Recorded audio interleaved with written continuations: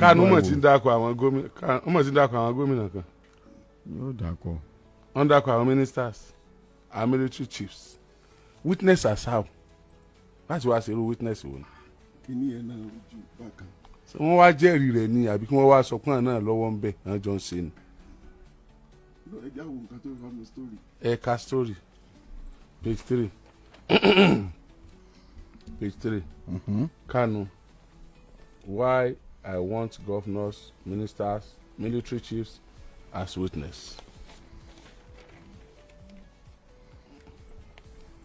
Governor, ministers, and former military chief are among notable personalities listed as witness by indigenous peoples of Biafra. IPOB leader Nnamdi Kano was witnessed in his terrorism case. I think terrorism not going. The IPOB leader, whose no case submission was dismissed by Justice James Omotosho, is due to open his defense on the trial. Ministers Nyesom Wike, FCT Minister David Umai, Minister for Works, Army Chief General Theophilus Danjuma, and General Chuko Buratai are among 23 witnesses whose names were front-loaded by the IPOB leader. Also listed as witness are Imo State Governor Hope Uzodinma, Lagos State Governor Babajide Sanwo-Olu, former Abia State Governor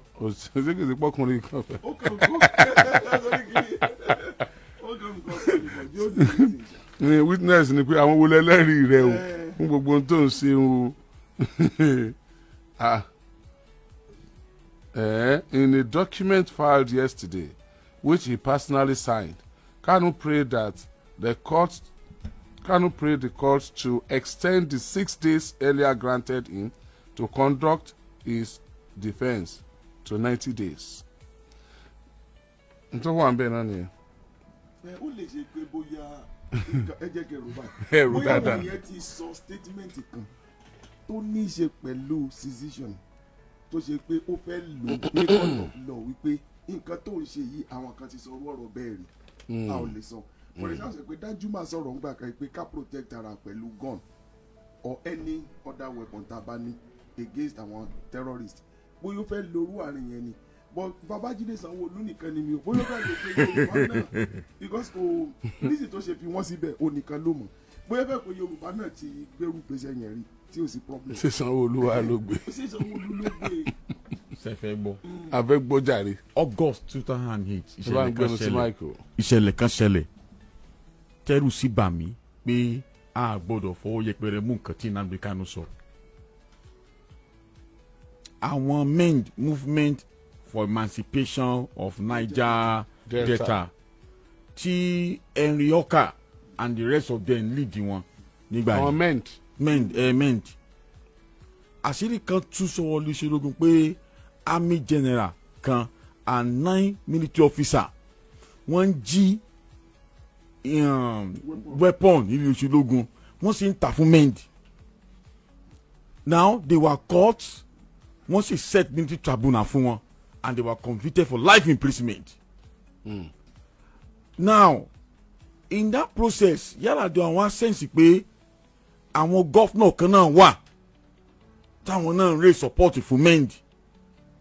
Wọ́n wá sọ́mọ̀ wọn people should go and check it o wọ́n lọ fa check ẹ̀ wọ́n wá sọ́mọ̀ wọn sí jókòó bí kí lè fẹ́ gbà inú kìlù mọ́ tòrò inú kìlù mọ́ gbóná mọ́ lórí. He gather all the governors in that region. Ó wá sọ fún Goodluck Jonathan vice ńgbà yẹ igbe kò ń lọ mójútó àwọn guys tó wà ní creek kó bá wọn sọ̀rọ̀ sógbà àwọn ò lè dárúkọ àwọn mọ́ governor fún Jonathan pé ta ni òun ti bí tí àwọn ń finance yín bí kò wọ́n ń wo weapon táwọn mẹ́ǹdì lò àtàwọn masob wípé tí ajá wọn ò bá lẹ́ni lẹ́yìn wípé weapon yìí wọ́n ju nǹkan tí ẹnìkan kan lè dẹ̀yà kó lọ. Iná ìgbà àṣírí abẹ́rẹ́ sí tún sọ́wọ́ Yar'Adua pé àwọn gọ́vnọ̀ wà tó ń sọ́pọ́ọ̀tì àwọn mẹ́ǹdì nígbà náà lọ́hùn. Ó wá pa àwọn guys yìí ó wá rí pé àwọn militants yẹ ó wá rí pé they are very refined guys highly intelligent. wọ́n wá rí pé kí ló fà á kí ló bí kíní wọ́n wá tú àṣírí fún pé àwọn gọ́fìnà kan wà rẹ̀ pé àwọn sọ pé àwọn ò lè jẹ́ kó àwọn jáde ṣùgbọ́n ìyẹn máa dàlúrú lọ. wọ́n ṣiṣẹ́ lábẹ́nú. bẹ́ẹ̀ ni now tí Nnamdi Kanu bá sọ̀rọ̀ bá jáde ok tó kún báyìí tí wọ́n bá tọwọ́ bọ̀ dáadáa ok àwọn àṣírí kó padà wọ́n tú sẹ́ni tí ìlú bá ń dàrú àwọn political figure and some captain of industry kan wà tí wọ́n benefit inú crisis ìlú. of course. now wọ́n á fẹ́ lè kan gbá front kọ́ wọn dàlúrú lọ àwọn amórínù sí sálẹ̀. a sọ pé àwọn eléyìí ni o. a sọ bẹ́ẹ̀ ni ṣùgbọ́n ó máa ń ṣẹlẹ̀. ó máa ń ṣẹlẹ̀ bẹ́ẹ̀. now wọ́n mọ̀ dákọ̀ Wike náà. wàhálà ń bọ̀ ń bìkínì gan. now ẹ máa gbọ́ later àwọn gómìnà yẹ torí pé àwọn enjoy immunity àti pé political coloration protect wọn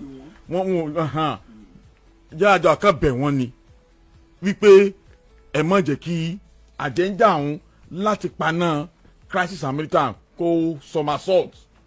now there was a man there tí màá gbàgbé wọ́n pè ní Lukman one of the ministers under Yar'Adua ni òun wá ń pè àwọn area bẹ̀yẹ ní rascal good those rascal people in that region torí pé wọ́n lépo. now ọ̀rọ̀ yẹn wá ta sí kan lára àwọn ministers tó wọ́n láti bẹ̀rẹ̀ létí ó wá lè pé ẹ lọ́ọ́ kìlọ̀ fún Lukman kó yẹ mọ́ rìfáà sí àwọn èèyàn òun lápapẹ̀rẹ̀ àṣọ rascal mọ́ torí pé ẹ̀tọ́ àwọn làwọn ń jà fún. now the point is this issue of this secession or no secession èmi ti mọ̀ wípé tẹ̀tẹ̀lẹ̀ pé àwọn kan wà tí wọ́n wà lẹ́yìn Nnamdi Kanu ẹni tó náà wọ́n kéńjọ́ sí tó náà fẹ́ tẹ́wọ́ gbà tí ọba ní bá. tó kọ wọn wà náà kò tán dá. Professor Charles Anambra yes kò dárúkọ láàárọ̀ yàbí nọ́mbà hàn tó lóun fẹ́ tẹ́wọ́ gbà 1 2 àṣọ tí ń gbà yẹ na ọ̀dà kan hope is òdìmọ̀ láàárọ̀ yìí but nǹkan kan wà nù lọ́ọ̀tà àmọ́ study if we alleges must prove ó gbọ́dọ̀ come out with evidences àti àwọn ẹ̀rí ṣùgbọ́n ẹ̀rí nǹkan kan máa pa mí chairman tí wọ́n máa kí n máa wá evidence kiri gbà mí àwọn kan wà jẹ́ pé evidence ò sí rí o ẹni wọ́n fẹ́ yọkọ̀ sí rẹ̀ léṣe ni o bẹ́ẹ̀ ni àwọn evidence kan sì gbọ́dọ̀ pé ẹ gbọ́dọ̀ kó jáde o ìjọ tẹ́ni bá kó jáde ìjọ náà lọ́ra yìí mọ́ o bẹ́ẹ̀ ni àwọn ìjà kan wà tẹ́ pé wọ́n sọ pé ó ṣìgùn rẹ̀ bá bó ṣe parí ẹ̀ ni nǹkan tó ń rawọ́ lé yìí kò lè yọnu sòrò tó ń ṣe o. ẹ sọ. máa sọ orí sí fún yín àwọn kan wà tẹ́ pé tí máa rọ níṣẹ́ ok fi ọgbọ́n rìnrìn àjò tí wọ́n rán torí pé tí tilẹ̀ bá dóòyì mẹ́ni yẹn gbogbo wọn kò hàn ni o ọwọ́ òsì lè bá àwọn láíláí ìwọ tí wọ́n ránṣẹ́ tó fi làákàyè jíṣẹ́ yẹ ẹnìyàn bá lọ o. now ohun tó ń lérí ogun kiri ìṣẹ̀lẹ̀ kẹsẹ̀lẹ̀ lápọ̀dọ̀ mi táwọn kan pariwo pé Ọmọlólú òun pariwo pé competency ló mọ́ like kan fi hàn sípò ipe òkè láì kí wọ́n mú ọmọ Ìbàdàn mo ní I believe in ọmọ Ìbàdàn wọ́n wà competent ọmọ Ìbàdàn torí ẹ̀ bá pé tẹ́pọ̀ wà resourceful tó lè deliver not just ọmọ Ìbàdàn ok àwọn kan fẹ́ pick ọ̀rọ̀ yẹn and I went to go and meet ìkànnà against mi ọmọ Ìbàdàn gbogbo wa lọ báńkì láwọn àbá mi tó jẹ́ mẹ́mbà CCI ó ní gbogbo tó ń sọ mò ń gbọ́ orí rẹ pé àwa tá a padà takò wọ́n lè pe competence làwọn náà ń wá kiri ok the point is this tí wọ́n bá fi iṣẹ́ náà yàn bí òun bẹ̀rẹ̀ sí ń ká tó ń dárúkọ àwọn kan nísìnyí eléyìí kọ́ lọ́kàn tó ń tẹ́ kó ṣe. kí ló wá kàn tí ó ṣe nígbà tó bá yẹ pé wọ́n jọ mọ́ ni lóòótọ́ ṣé kó ọmọ dáyà rẹ̀ jẹ ni nígbà pé tí wọ́n sì jọ wà ń jọba nu tí wọ́n sì lè bẹ́ẹ̀ tí wọ́n jọ wà ń jọba sọ̀rọ̀ èmi ò sọ pé òótọ́ ni tó sọ o mo sọ pé tó bá jó òótọ́ ṣé àwọn tó wá dàkọ yẹ ṣe ìwà rò pé bọ́wọ́ òfin ṣe tó òun ọwọ́ òfin àmọ́ tọ́wọ́n náà ni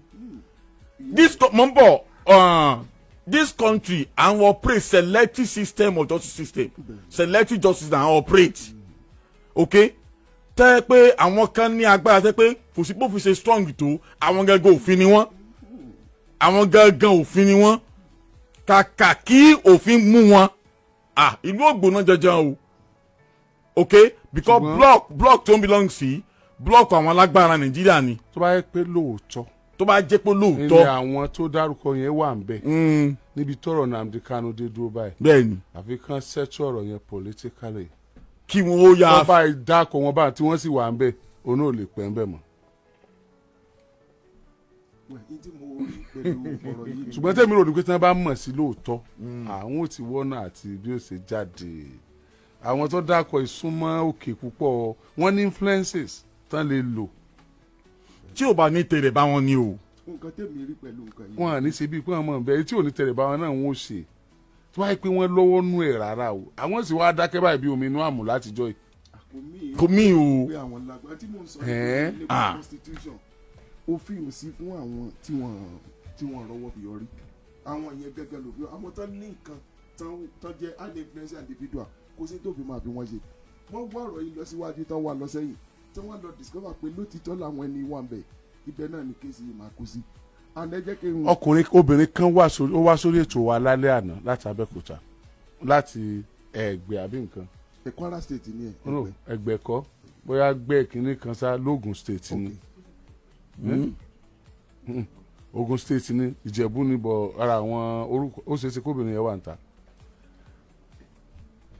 ọmọ kan láti ọ̀dọ̀ àbí baálé abúlé wọn ó wá pe ọmọ rẹ̀ ó tàn jáde ó sì lọ sọ́dọ̀ baálé yẹn wọn sáré ọmọ yẹn mọ́ àṣẹ̀yìnwá àṣẹ̀yìnbọ̀ wàhálà ti pọ̀ àwọn kan wọ́n ń lo oko ńjọ́ kan ní wọ́n bá rí ẹ̀jẹ̀ lójú ọ̀nà ìgbà wọn tí wọ́n sáré wò síwájú wọ́n bá òkútu ọmọ yẹn wọ́n ti gé orí ẹ̀ wọ́n dẹ̀ ti yọ àtẹ̀ láti ibi ọrùn ẹ̀ wọ́n dẹ̀ yọ ọwọ́ rẹ̀ náà wọ́n yọ lọ at the end of the day wọ́n arrest ẹnìkan ẹni tí wọ́n arrest dárúkọ ẹni tó jẹ́ leader bẹ̀rẹ̀ pé òun ní kó òun tàn wá òun ló lò ọmọ yẹn ọmọ ọlọ́pàá yẹn ṣe dáadáa wọ́n sì mú wọ́n ní wọ́n gbé wọn lọ ilé ẹjọ́ bẹ́yàjọ́ kejì àbí nǹkan ìyá yẹn ò mọ charges tán fi gbé arákùnrin yẹn ṣùgbọ́n ẹni tó jẹ́wọ́ yẹn wà lẹ́wọ̀n dì sí ẹni tí wọ́n ní kí wọ́n wá lo ẹni yẹn gangan ó sì rìn káàkiri ìlú yẹn kódà ó tún threaten ìyá yẹn pé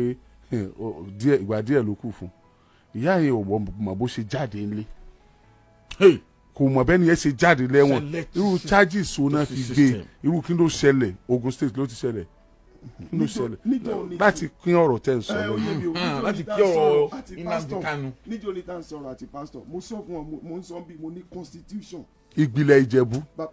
Ìgbìlẹ̀ Ìjẹ̀bú. tá a bá dúró lórí pé òfin legality kò sí nǹkan tó ń jẹ́ bẹ́ẹ̀ nílùú tá a bára wa yìí tí mo bá mọ̀ yẹn kò sí àfọ̀kì tí mi lè ṣe nígboro torí mo pé mo ní bàbá ń gbẹ́jọ́. ẹ ṣọ́ sá. bí kò sí tí ó ṣẹlẹ̀ bàbá they will ask me to compromise and I will compromise kò jù bẹ́ẹ̀ mo ẹnìkan sọ ń jó ni pé kó tó di pé Mr. President pé list àwọn tó fẹ́ tú sílẹ̀ padà ó ní tí wọ́n bá go ahead láti lọ ṣiṣẹ́ olóṣùwọ̀n dáadáa wípé henceforth cocaine gbígbé àtàwọn ọ̀wà ọ̀daràn ṣíṣe wọ́n ti fààyè gbà ní Nàìjíríà mo sọ pé sófin wà àwílẹ̀ following the law. Fẹ́mi ń sọ̀rọ̀ sókè náà Mr. Fẹ́mi ń sọ̀rọ̀ sókè kí ló ṣẹlẹ̀ ẹ má bínú àwa ni o. so àwílẹ̀ following the law so gbogbo orú nǹkan bẹ́ẹ̀ lèmi ṣe sọ́njọ́ yẹn pé òfin tán dárúkọ òfin wà lóòótọ́ but òfin wà fún àwa kan òfin ò sí fáwọn kan bó ṣe rí ẹ̀já lẹ́nu Nnamdi Kanu tó sọ̀rọ̀ jáde ó dá mi lójú wípé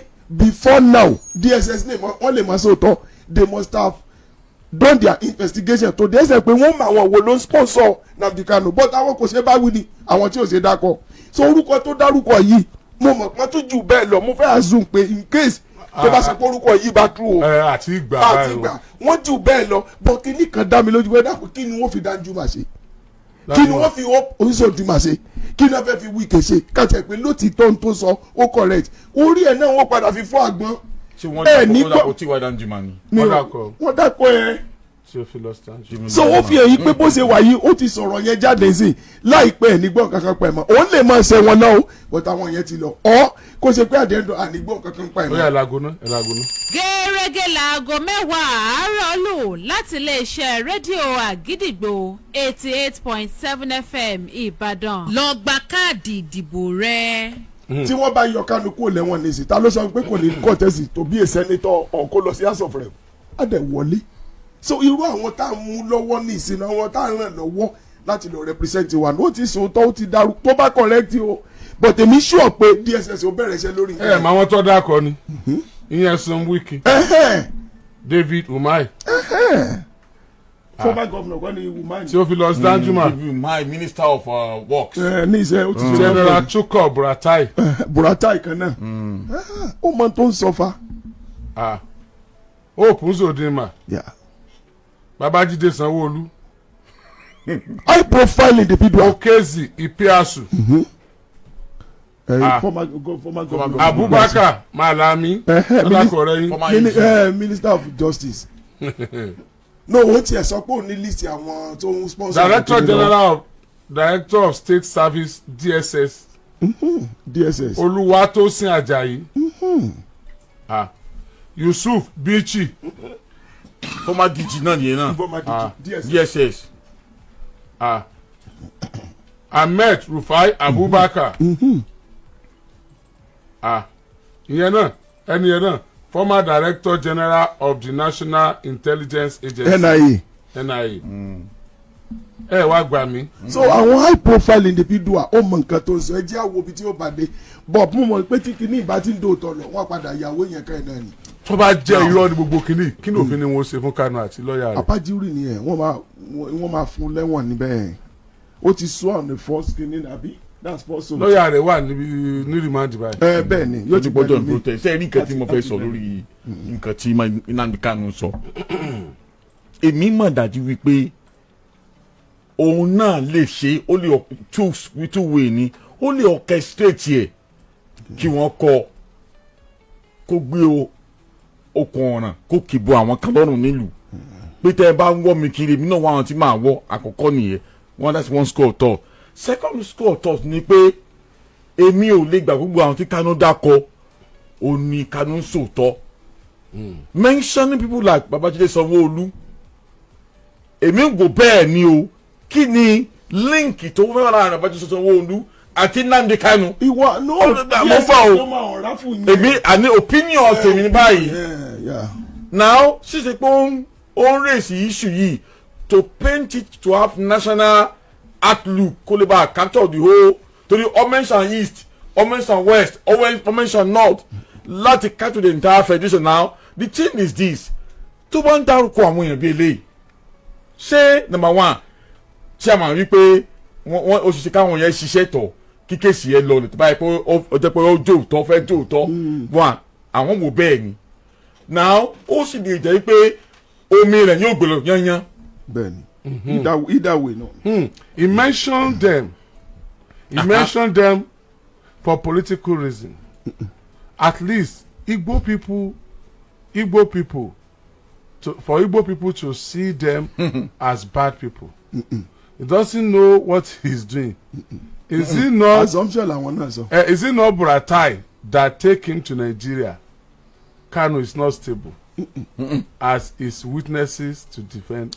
Ìjẹ́ mi mọ̀ ní pé ẹni tó sọ̀rọ̀ náà opinion wọn náà express ọkùnrin ti mention rẹ̀ wọ́n dẹ̀ láti ṣiṣẹ́ lórí kọ̀ọ̀kan nu wọn pé kí ni attachment tán ní pẹ̀lú Nnamdi Kanu so wọ́n máa wo kí ni attachment what is the connection tó wà láàrin àwọn gbogbo àwọn tó dárúkọ yẹn wọ́n á ṣiṣẹ́ wọn ni a lè assume pé a lè fọwọ́ gbáyà fẹ́ anybody in 1976 nígbà tí wọ́n ṣe kú ọkùnrin tí wọ́n ní kó mọ̀ sí Ọbásanjọ́ yàn pé kó mọ̀ ṣèdájọ́ màá rántí orúkọ ẹ̀ sí Bísálà òun ló condemn gbogbo àwọn dínkà nǹkan bẹ́ẹ̀ ibẹ̀ náà ti náwó sọ náà pé bá àjọ ṣe kú ni nǹkan dàrú tribunal dàrú wọ́n padà jọ yọ ojú wọn méjèèjì wọ́n fi ìbọn yọ ojú wọn káyìn. so àlè sọ àwọn èèwọ̀ ni wọ́n yọjú wọn. ìbọn náà yìí fún wọn. èwo wá ni wọ́n yọjú ibi ẹ̀ pa wọn ni. ṣé wọ́n pa wọn ni. In the Igbos, if the Igbos want Nnamdi Kanu to be released, they know what to do. Why are the 5 governors in the southeast silent on it? If all the southeast governors and traditional rulers decide to meet Tinubu to release Kanu for them, he will be released. It is like they don't want him released. It could be. Ó lè rí bẹ́ẹ̀. Èmi ò lè two way ní ẹ máa gbọ́ mi àwọn tó bá ní political kọlọ̀rọ̀ṣẹ̀ tí wọ́n wà nípò òṣèlú sáfin kìíní báyìí kálukú wọn ń gbórí wọn sá my for instance sẹ́nitọ̀ yìí náà ya Abaribe tó fẹ́ fara kí Nnamdi Kanu fẹ́ sọ lẹ́nu nígbà náà sáyẹn pò ní star bí sọ tí fún Kanu tí Kanu fi John Bay. You will be shocked that Kanu is just playing upon people's intelligence. Kanu doesn't know what he is saying in this case or stop insinuating anything about those names. He wants to use it for something not yet known. Oko kan lè dédé mention orúkọ. Ọmọ àlè ṣe bẹ́ẹ̀. Ẹ̀dùn ṣe mú gbónú ẹ̀wọ̀n ni. Bá ṣe pé ń gba gbónú ẹ̀wọ̀n kò lè dédé mention orúkọ. Àwọn tó wá dárúkọ dárúkọ yẹn. I want to say this kápẹ́ yẹn lásán làwọn tó dárúkọ by now wọ́n ti gbé wọn. Aṣọ. Wọ́n ti gbé wọn. Ó mọ ibi tó ń lọ o. But pé kò lè òun. No, mi sọ pé kò lè parọ́ náà. Ọba àgbẹ̀ ní sùúrù. Alhaji Oriyomi, your analysis about Nnamdi Kanu is misleading and not true. Are you saying those who are mentioned? Are you saying those who are against him from day one are the ones supporting him? He is just being political. No, not at all. Opinion Not at all. Not at all. Èmi mọ̀ pé kápẹ́ni tí ò lórúkọ ló bá dárúkọ lónìí wọ́n mọ̀ ṣẹ̀wọ̀n lọ́wọ́ báyìí but torí ẹ̀ tó dákọ̀ àìpẹ́ ara wọn lè tí máa ṣẹ̀wọ̀n náà ó ṣe wọ́n ti palẹ̀ wọn mọ́. sí yàtọ̀ láàrin wọ́n fi pamọ́ àti wọ́n sáà ní rí gbòòrò. wọn lè tí máa ṣe ó no ó mention wọn as witness ẹ jẹ́ ká nù. mo understand yìí àní wọ́n ti gbé wọn tó bá mention ẹ máa gbọ́ tó bá mention àwọn tí wọ́n lórúkọ pé as witness by now wọ́n ti kó wọn lẹ̀. Ìlú ìlà wà now this is Nigeria now kì í ṣe South Africa wọ́n ti kó wọn lẹ̀. Sẹ́mi pé 2017 Onítúkù Buratai ló ní kí àwọn ọmọ ológun kan lọ yabolé baba Kanu Numaya tí ìgbà yẹn incident yẹn ló lè sìnkú baba Kanu ìgbà yẹn. bóyá ó fẹ́ confront Buratai lórí àwọn nǹkan kan kódà àwọn tó dárúkọ lè ṣe pé ó fẹ́ sọ àwọn nǹkan kan kó fi confront ikú bí ṣùgbọ́n pé ó kàn déédéé mórúkọ bóyá Buratai ó mi sàndù lòun nígbà tí wọ́n wá mú òun bóyá ó fẹ́ rojọ́ mọ́ wọn nípa abẹ́sẹ̀ lọ́lé bàbá ẹ̀ bóyá tó fẹ́ ṣe nìyẹn. kò ṣe dákọ̀ gómìnà Èkìtì kó dákọ̀ gómìnà Ọ̀yọ́ kó dákọ̀ gómìnà Ọ̀ṣun tó dákọ̀ kankan ni ó mọ àwọn tó ń sọ náà. ṣe rántí Obigbo massacre ní Rivers ṣe bá rántí ṣe mọ̀ pé ó ṣeé ṣe president massacre yẹn ló fẹ́ gbé Wike lọ́rùn because ìgbà tí mi ṣe fandi lọ́wọ́ báyìí mò ń wọ́n pé kí ni Kanu lè máa dákọ̀ Wike fún now tí Sanwó-Olú lẹ́kọ̀ọ́ but àwọn nǹkan tó ń dákọ̀ yẹ sóní link kan pọ̀ mọ́ nǹkan tó sọ́gun tó ń gbà ní. àwa ò lè mọ DSS ni ó ṣiṣẹ́ lé lórí tí wọ́n bá wà ní rìpọ́ọ̀tì. àmọ́ bá sí Kanu for now. abẹ́ ni so mo like ibi tẹ́ lọ torí ó lè ṣe é ṣe kí ó sì gàrí mu lẹ́wọ̀n. wọ́n sọ pé àwọn yẹn ni. bí ó ṣe rí nìyẹn. káwọn yẹn má ṣe nǹkan kan wọn láwọn ni. ṣé bẹ́ẹ̀ ti wo fíìmù yẹn rí ta ló pa chief. fíìmù kọjáde ńgbà kan ta ló pa chief. kó wọ́n ṣe ruta ló pa chief làpadà lọ yìí. chief kú ni. àmín.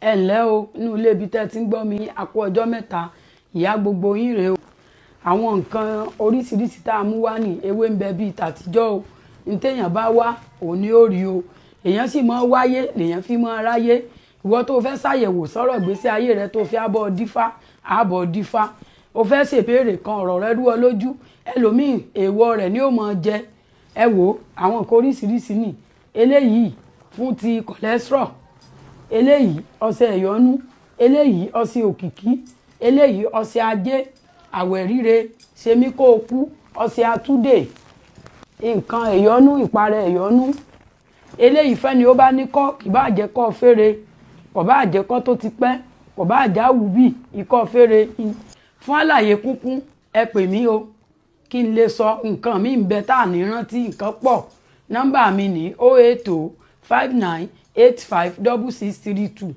08059856632 080 lẹ́ẹ̀kan sí 59856632.